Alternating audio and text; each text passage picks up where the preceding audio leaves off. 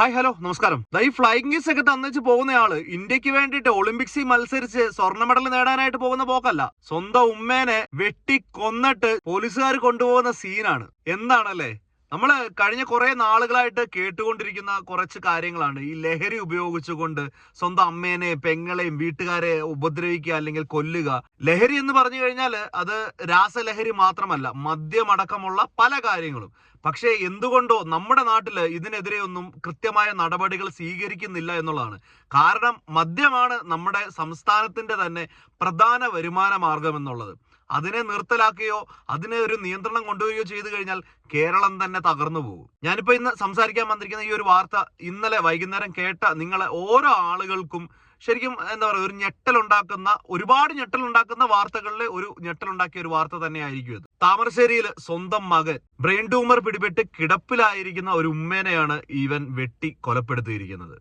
അതിനുശേഷം അവനെ പോലീസ് കൊണ്ടുപോയപ്പോൾ ഉള്ള സീനാണ്. അവൻ ഫ്ലൈയിങ് കിസ് തരികയാണ് മാധ്യമങ്ങളുടെ മുന്നിലേക്ക്. അതായത് ആ വാർത്ത കാണുന്ന ഓരോ ആളുകൾക്കും മുന്നിലേക്ക് കൊഞ്ഞനം കുത്തിക്കൊണ്ടാണ് അവൻ പോകുന്നത്. നമുക്കെന്തായാലും ഈ ഒരു വാർത്തയുടെ വിശദാംശങ്ങളിലേക്ക് കിടക്കാം. ഭർത്താവ് ഉപേക്ഷിച്ചു പോയിട്ടുള്ള സുബൈദ എന്ന് പറയുന്ന സ്ത്രീയുടെ ഏക മകനാണ് ഈ പറയുന്ന ആഷിഖ് എന്ന് പറയുന്ന പയ്യൻ. +2 കാലഘട്ടം വരെ ഒരു പ്രശ്നങ്ങളൊന്നും ഇല്ലാതെ മുന്നോട്ട് പോയിക്കൊണ്ടിരുന്ന വളരെ നല്ലൊരു പയ്യൻ തന്നെയായിരുന്നു. പക്ഷേ +2 ശേഷം കോഴിക്കോടുള്ള ഒരു കോളേജിലേക്ക് ഉപരിപഠനത്തിനായിട്ട് ചെന്നിട്ട് അവിടെ വെച്ച് കിട്ടുന്ന ചില കൂട്ടുകെട്ടുകൾ, അതായത് ഒരു ജീവിതത്തിലെ, ഒരു മനുഷ്യന്റെ ജീവിതത്തിലെ ഏറ്റവും പ്രധാനപ്പെട്ട അല്ലെങ്കിൽ ഒരുപാട് മാറ്റങ്ങൾ വരുന്ന ആ ഒരു പ്രായമാണ് ഈ പറയുന്ന ഒരു ടീനേജ് കാലഘട്ടം എന്ന് പറയുന്നത്. അന്ന് അവന് കിട്ടുന്ന ഈ ഒരു കൂട്ടുകെട്ടുകൾ അവന്റെ ജീവിതത്തിലെ എന്തുമാത്രം മാറ്റങ്ങൾ കൊണ്ടുവരാൻ സാധിക്കും എന്നുള്ളതാണ് ഇപ്പൊ ഈ ഒരു വാർത്തയിലൂടെ നമുക്ക് മനസ്സിലാക്കാൻ സാധിക്കുന്നത്. പല ആളുകളും സിഗരറ്റ് വലി, മദ്യം ഇതുപോലെയുള്ള കാര്യങ്ങൾ ഉപയോഗിച്ച് തുടങ്ങുന്ന ഒരു കാലഘട്ടമാണ് ഈ പറയുന്ന കോളേജ് അല്ലെങ്കിൽ സ്കൂൾ കഴിഞ്ഞിട്ടുള്ള ആ ഒരു +2 കഴിഞ്ഞിട്ടുള്ള കാലഘട്ടം എന്ന് പറയുന്നത്. അപ്പൊ ആദ്യ നാളുകളിൽ ആഷിഖ് ഈ പറയുന്ന ലഹരി ഉപയോഗിച്ചുകൊണ്ട് വീട്ടുകാരുമായിട്ട് ഒരുപാട് പ്രശ്നങ്ങളും കാര്യങ്ങളും എല്ലാം ഉണ്ടാക്കിയിട്ടുണ്ട്. ആഷിഖ് ഉമ്മയുടെ സഹോദരിയുടെ വീട്ടിലാണ്, താമരശ്ശേരിയിലുള്ള അവരുടെ വീട്ടിലാണ് ഇപ്പോൾ താമസിച്ചുകൊണ്ടിരിക്കുന്നത്. വീട്ടിൽ നിരന്തരമായിട്ട് പ്രശ്നങ്ങൾ ഉണ്ടാക്കിക്കൊണ്ടിരിക്കുകയായിരുന്നു. അതിന്റെ ഒപ്പം തന്നെ അയൽവക്കത്തുള്ള ആളുകൾക്കും നാട്ടുകാർക്കും എല്ലാം ശല്യമായി മാറി തുടങ്ങിയപ്പോൾ ഈ ആഷിഖിനെ ഒരു ഡി അഡിക്ഷൻ സെന്ററിൽ കൊണ്ടുപോയിട്ട് ചികിത്സിച്ചു വരികയായിരുന്നു ഈ അടുത്ത കാലം വരെയും. ഈ സംഭവം നടക്കുന്നതിന് കുറച്ച് ദിവസം മുമ്പാണ് ആഷിഖ് ഈ പറയുന്ന ഡി അഡിക്ഷൻ സെന്ററിൽ നിന്ന് തിരിച്ച് വീട്ടിലേക്ക് എത്തുന്നത്. അത് കഴിഞ്ഞിട്ടുള്ള സംഭവ വികാസങ്ങൾ ഈ പറയുന്ന മരിച്ചുപോയ സുബൈദയുടെ സഹോദരിയായിട്ടുള്ള ആ വീടിന്റെ ഉടമസ്ഥയായിട്ടുള്ള ആള് പറയുന്നത് നമുക്കൊന്ന് കേട്ടു നോക്കാം. ഓന് +2 പഠിച്ച് പിന്നെ അവനെ ഡിഗ്രിക്ക് അവിടെ ഒരു ഓട്ടോമൊബൈലിന്റെ അവിടെ ഞങ്ങൾ ചേർത്തിയ സമയത്ത് 1.5 ലക്ഷം രൂപ കൊടുത്ത് JDTയിൽ ആക്കിയ സമയത്ത് ഓന് ഇതേപോലെയുള്ള മയക്കുമരുന്നിന് അഡിക്റ്റായി. പിന്നെ ഞങ്ങൾ അത് അറിഞ്ഞ നമ്മള് ഓനതിന് പിന്മാറ്റാൻ വേണ്ടിയിട്ട് ഒരുപാട് ട്രീറ്റ്മെന്റ് ഞങ്ങൾ ഓന് ചെയ്ത്. അത്ര തന്നെ.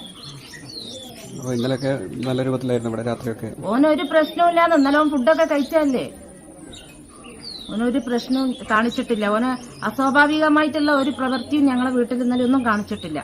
ഓൻ 4 ദിവസം ഔട്ടിങ്ങിലായിട്ട് ഇന്നലെ വന്നതാണ്. ഇന്നലെ വന്നപ്പോൾ ഞാൻ ഗേറ്റ് പൂട്ടാൻ വേണ്ടി ഓനോട് പറഞ്ഞ് ഓനെ വിളിക്കി പറഞ്ഞ്. അപ്പൊ ഞാൻ അതിന്റെ മുന്നേ ഓന് ഒരു 100 രൂപ വേണം എന്ന് ഗൂഗിൾ പേ ചെയ്യാറുണ്ട്. ഇന്നെ വിളിച്ചിനു. അത് ഞാൻ ഓളോട് പറഞ്ഞില്ല, ഓക്ക് വിഷമാവണ്ട വിചാരിച്ചിട്ട്. അപ്പൊ ഞാൻ ഗേറ്റ് പൂട്ടാൻ വേണ്ടി വന്നപ്പോൾ എന്നോട് ആദ്യം പറഞ്ഞ് ഗേറ്റ് പൂട്ടണ്ട, ഓനിപ്പോ വരൂ. അപ്പൊ ഗേറ്റിന്റെ ചാടി കടന്ന് വരൂന്ന്. അപ്പൊ ഞാൻ വിചാരിച്ചു ഓളെ മോനല്ലേ. അപ്പൊ ചാടി കടന്ന് വരുമ്പോ നമ്മളെ വീടാകുമ്പോ നമ്മൾ അങ്ങനെ അധികാരം കാട്ടുമ്പോ ഒക്കെ വിഷമാവണ്ട വെച്ച് ഞാൻ പൂട്ടാൻ പോയിട്ട് തിരിച്ചു വന്നേ. പിന്നെ ഒരു മണിക്കൂർ കഴിഞ്ഞപ്പോൾ എന്നോട് പറഞ്ഞാൽ ഞാൻ ഗേറ്റ് അങ്ങ് പൂട്ടിക്കാള്, ലൈറ്റ് അങ്ങ് ഓഫ് ആക്കിയാളെന്നാണ്.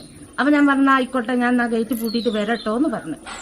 അപ്പൊ ഞാൻ ഗേറ്റ് പൂട്ടാൻ പോയപ്പോ ഈ കാഞ്ഞാമയിലുള്ള ഒരു ചെക്കന് ഓനവിടെ ലഞ്ച് കഴിച്ച്. അപ്പൊ ഞാൻ പൂട്ടാൻ പോകുന്ന ഗേറ്റിനെ തുറന്നു കൊടുത്തു. നല്ല ചേർക്ക് അകത്തേക്ക് കയറിപ്പോയി ഡ്രസ്സെല്ലാം മാറി ബാത്റൂമിൽ പോയി കുളിച്ച് അങ്ങനെ ഞങ്ങൾ രണ്ടാളും ഭക്ഷണം കഴിച്ച്. ഞാൻ കഴിച്ച് തീർന്നപ്പോഴാണ് ഇത് ഗേറ്റ് പൂട്ടാൻ ഓള് പറയുന്നത്.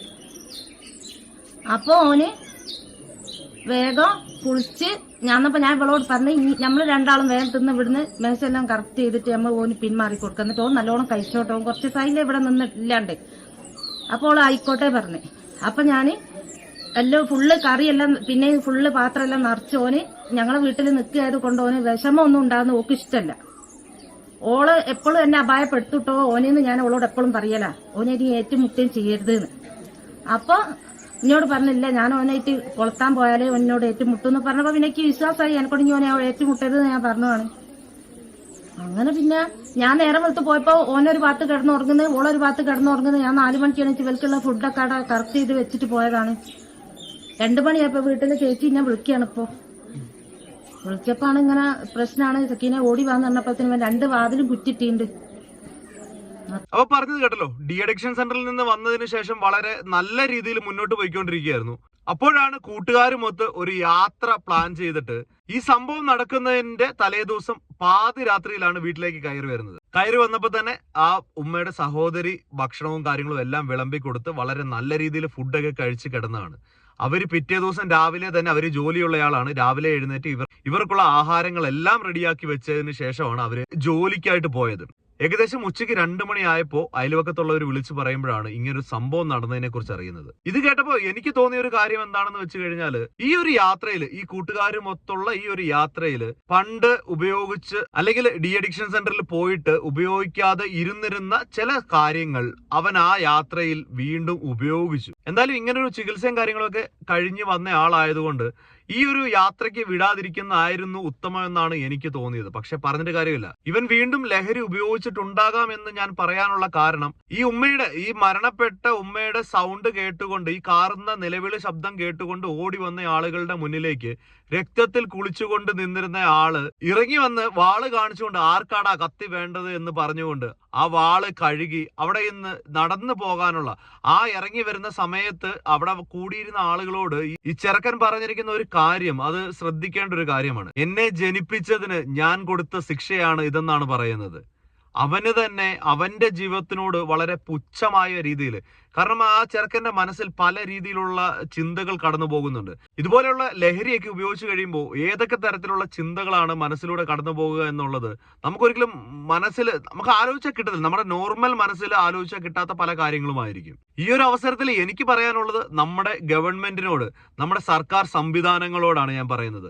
നമ്മളുടെ കേരളത്തിലേക്ക് വരുന്ന അല്ലെങ്കിൽ അന്യ സംസ്ഥാനങ്ങളിൽ നിന്ന് നമ്മുടെ കേരളത്തിലേക്ക് ഇതുപോലെയുള്ള രാസവസ്തുക്കൾ, രാസലഹരികൾ വരുന്ന ഒരുപാട് രീതിയിൽ വരുന്നുണ്ട്.